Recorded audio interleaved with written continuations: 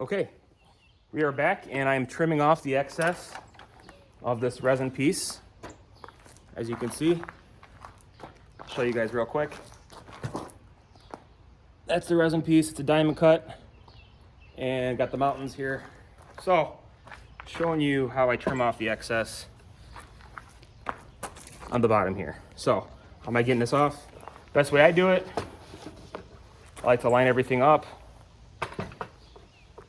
As you can, I don't know if you can see this, but there's a mark right here.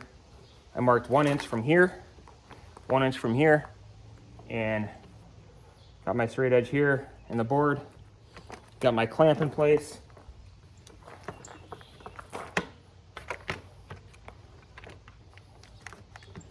Okay, you want to clamp that and the other side. And then I have my circular saw here. I'm going to cut the excess off. Make sure you don't want to cut the table, so hardest part's kind of lining this up. You got to hold it in place and hold it steady because it's kind of top heavy, so it might move around on you. But I got this set to 1 inch because it's 1 inch from the edge of here to my center point, my cut line, so I know exactly how much space that is. That's why I measured 1 inch out, and I'm going to give it a cut.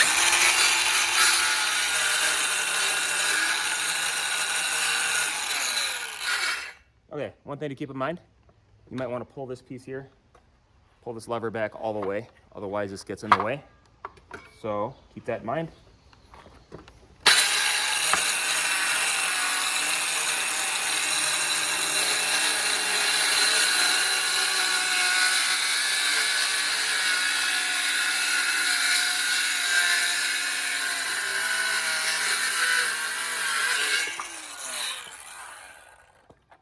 Okay, and there you have it. It's one side flush. And of course, you repeat the process for the other side. So that's how it's looking. And I'm gonna do the other side, same exact way.